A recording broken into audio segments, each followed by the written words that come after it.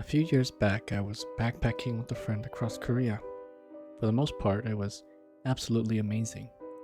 I definitely recommend it to anyone who is interested in exploring a country to its fullest. However, my only word of caution is maybe it's a good idea to travel with someone spiritually gifted. Otherwise, be very careful of where you go and stay. Anyone who knows anything about backpacking knows that you spend most of your nights at the cheapest, rundown locations available. Traveling on a budget is tough, but very doable if you plan ahead of time. Hostels are available in just about any city you're at. Just don't expect them to be easily accessible though. If you're outside of big cities like Seoul, you'll find yourself searching through a neighborhood of nothing before you run into a little sign that says hostel or guest house. Most of the time, you get what you pay for. A ran down, unkempt, moldy, and musty room shared with a few other backpackers. Honestly, the dirt cheap places don't bother me one bit, since I've never found myself sleeping more than a few hours each night anyways. Plus, I'm a very low maintenance kind of guy.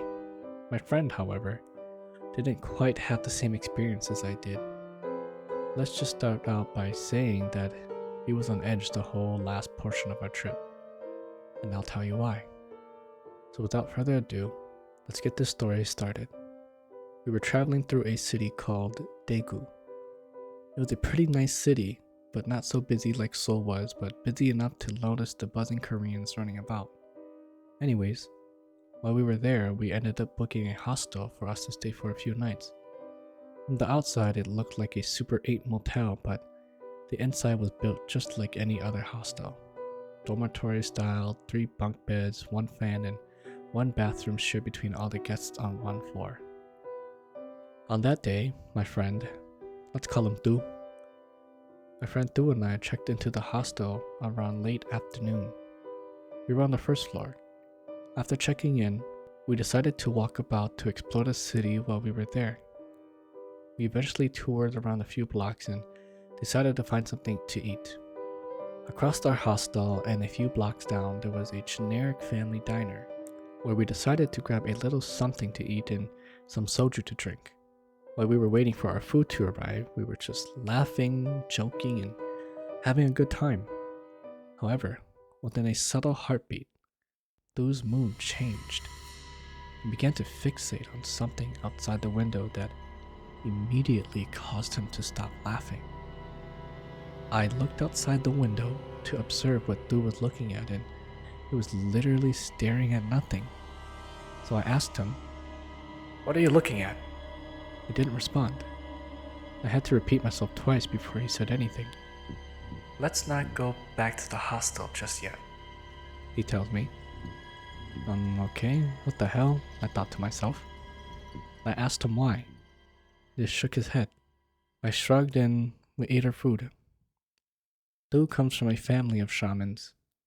Literally, his whole family was a pack of shamans. I mean, seriously, real life edition of Shaman King. However, Du was never spiritually inclined. He was the normal one of his family, or so everyone thought. I, on the other hand, never believed in spirits, ghosts, and the sorts. I mean, I believe them now, but before this whole incident occurred, I was that dumb white girl in horror movies that would go down a staircase in an abandoned house and think everything would turn out okay. Yeah, I was that dumb girl. Anyways, back to the story. After we finished eating, we decided to find a place to wait until the coast was clear. To be honest, me being dumb that I was about to walk straight back into the hostel. I remember totally forgetting about that strange moment Du had at the diner. But before I could even take a step, he grabbed my arm with lightning speed. At the time, I didn't know what Du was fussing all about, but he insisted that we went back to a bar or something. So we did. We found this random little bar with just a few customers hanging out. We sat there, drank a few drinks, then Du decided to go to the bathroom. Be right back, he said. 10 minutes passed. Not back yet. 10 minutes turned to 20. 20 turned into 30, and 30 into an hour. He never came back. What the fuck, dude? This guy probably ate too much kimchi and had to take a giant deuce or something, I thought to myself. Tired of waiting, I finally decided to go to check the bathroom for him. Not to my surprise, he wasn't there. At that moment, I began to suspect that Du was messing with me this whole time. Du was a little shit like that. Du the prankster got me again, fucking bastard. After feeling like a dumbass, I decided to walk back to the hostel. It was already past 2 a.m. and I was ready for bed. When I got back to the hostel, everything was pitch black, except for the little nightlight that shined in front of the bathroom entrance. I needed to take a leak real bad, so I headed to the restroom, but as I approached the door, the sign read that it was for women. The men's restroom was on the second floor, so I stumbled up to the second floor in the dark and finally reached the men's restroom. Again, the nightlight was the only light shining in the hallway of the second floor as well. I pushed the door to the restroom open. Then whoosh, the most foul, moist, and disgusting smell just engulfed my nostrils. I nearly vomited and choked all in that same motion. I coughed several more times before recovering myself. Even with my nose plugged and mouth covered, I could still smell the stench seeping into my orifices. The bathroom smelled that bad. I can't even explain how bad it really was. It was like shit mixed with vomit, mixed with mold, mixed with rotten garbage, all on a summer day. It was fucking disgusting. Never had I ever smelled anything so foul before. I almost opted for the women's bathroom at that point, but I decided to put up with the stench just because I couldn't hold my pee in any longer. Without much thought, I jumped right in and started to release my stream of piss into the nearest urinal. The bathroom was set up with 2 urinals against the wall and 2 toilet stalls directly in front of them, so that if I was peeing in the urinal, the toilet stalls would be located right behind me. As I was peeing, I twisted my neck around to see what could be causing the god-awful smell. It was then when I noticed that one of the toilet stalls was occupied. Someone was taking a massive shit. I could hear water trickling into the toilet bowl. Drip, drip, drip. Drip, drip, drip. I shook my head and thought to myself, goodness sir, your shit smells fucking awful. Running out of breath, I pushed as hard as I could to squeeze all the urine out of me and jumped right back out of the restroom. Whew. Fresh air. After my bathroom experience, I was just ready for sleep. I crept back down to the first floor to see where our dormitory was at. I slid our bedroom door open and looked around at the dark to see where I was going. Like I mentioned before, there were 3 bunk beds all lined up around the room. Du and my bunk bed was the one nearest the door, so I had no trouble getting into that bed. Squinting in the dark, I was able to make out that the other backpackers were already fast asleep on their beds as well. However, Du was not in bed yet. Du was supposed to have the bottom bunk while I had the top. As I sat on top of the bed, I wondered where the heck Du ran off to. While I was in the process of thinking where he could have gone to, I slowly drifted to sleep. The next thing I remembered was waking up to someone shaking me. It was Du. I was about to say, what the fuck, where did you go? But he covered my mouth and put a finger to his mouth, signaling me to be quiet. I was extremely disoriented as I woke up, but I was able to tell that it was still nighttime. I probably had only been sleeping for 30 minutes. I shook Du off a few times and I'm sure I gave him that one look that says, fuck off, I'm trying to sleep. Then he harshly whispers into my ear, hurry, get down here. His voice was quivering in fear. He was clearly afraid of something. Then, all of a sudden, I heard a boom and then a clunk coming from outside of our dormitory door. What the fuck? Without hesitation, I scurried down the bed. Lou signaled for us to hide underneath the bunk bed. Boom. Clunk. We both heard the noises again and instantly dove under the bunk bed. We laid curled up in a fetal position. Again. Boom. Clunk. This time it was closer. Boom. Clunk. And closer.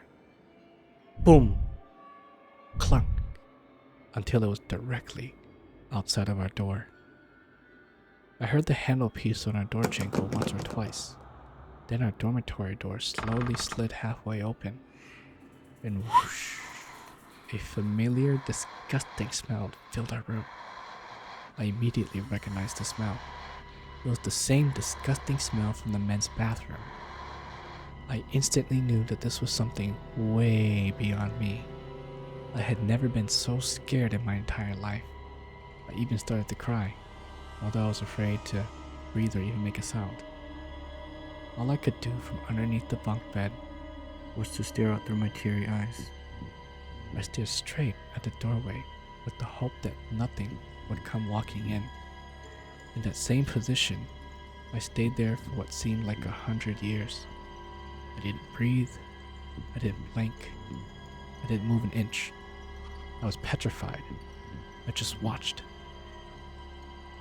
I never saw anything come in, but the smell lingered in my room the whole time we laid there. Lou was shaking uncontrollably, almost like he was having a seizure. You could tell he was just trembling due to fear though. I opened my mouth to ask if he was okay, but before I could even make a sound, Lou's eyes widened and shook his head vigorously. It was that intense stare that said, "Don't say anything or we're dead." I stopped myself from saying a word. I turned my head back around and continued to stare at the door from underneath the bunk bed. I didn't know how long we actually laid there, but I eventually knocked out from exhaustion. The next morning, Lou and I immediately got up, crawled out from under the bunk bed, and began to pack our bags to leave. I looked at Lou to see if I could get any information, any confirmation or anything from him. I just wanted any kind of sign that would say yesterday did not really happen. His eyes were sunken in, baggy and red. He frowned and shook his head in disbelief. I also returned the head shake of disbelief.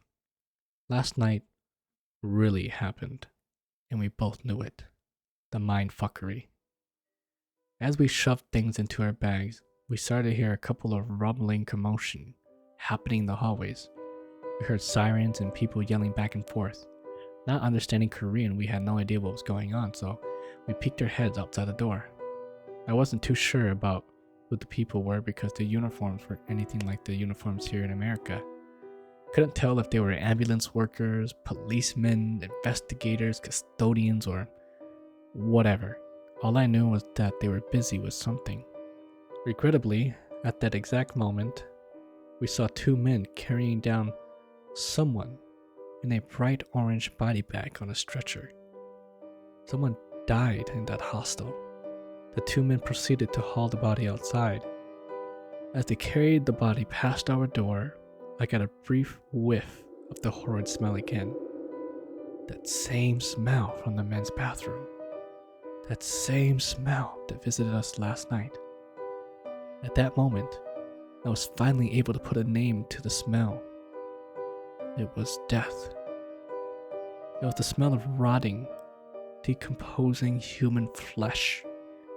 Shivers went up and down my spine as I began packing up with top speed. Not to our surprise, as we were checking out, a few other backpackers decided to leave as well. I'm sure everyone who saw the morning incident was frantic about leaving. Most of us had paid for multiple nights at the hostel and were already asking for a refund. The manager apologized for the inconvenience and insisted that we could all stay free of charge. Lou and I quickly declined, got a refund, and left. Weeks later, when we were back in America again, Lou and I finally gathered the courage to talk about that night. Since that incident, we had not said a single thing about it, even though we both knew it was on our minds. This was when Thu finally revealed to me everything that he saw. He said that the second we checked into the hostel, he noticed everything was off. After checking in, while we were walking to put our bags into the room, he said he saw a man waving for him to go up the staircase to the second floor. I had totally forgotten that Thu gave me his bag at the time and told me to carry it to the room for him. Thu didn't think anything of the man and went up the staircase to see what the man wanted. Before he reached the top of the staircase, the man walked away and went into the men's bathroom. Thu followed him into the bathroom, smelled the awful smell, then just backed away. He knew he had made a mistake. At this time, Thu came running back down and rushed for us to leave and explore the town. He didn't mention the incident to me. At the diner, where we were laughing and joking, the window we were sitting at was facing the entrance to the hostel. While we were sitting there, the reason why Thu stopped laughing was because as he looked out the window, he said he saw the man waving at him again. The whole dinner he did not mention anything to me. At the bar, when he left me to use the restroom, he said that as he was about to go to the bar's bathroom, he saw the same man walk right in front of him. He got scared and ran off to find another bathroom. When he finally came back and noticed I wasn't there, he knew that I had gone back to the hostel. The night when we had the dead visitor in our room, Thu came to the hostel to look for me. He already had a really bad feeling, so he rushed in to wake me up. The second I woke up was when the noises started happening. That's when we jumped under the bunk bed. From under the bunk bed, even though I couldn't see anything, he said he saw the man walk into our room and sit directly on top of us on Thu's lower bed. Thu could only see the man's feet, but he said it was the most horrifying and disgusting thing he has ever seen. The flesh was rotten, the heel was open and oozing, and the toes were angled and bony. I can't believe he waited this long to tell me. Fortunately, after the next day and after the authorities took the body away, Thu stopped seeing the man.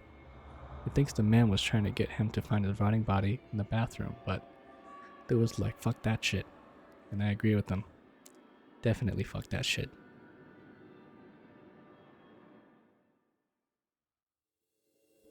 Hey, looks like you made it to the end of the video. If you haven't already, make sure you leave a like and subscribe. It would really help the channel grow. Also, let me know what you thought of the video in the comments below. Anyways, I will see you all another time. Thank you very much for watching.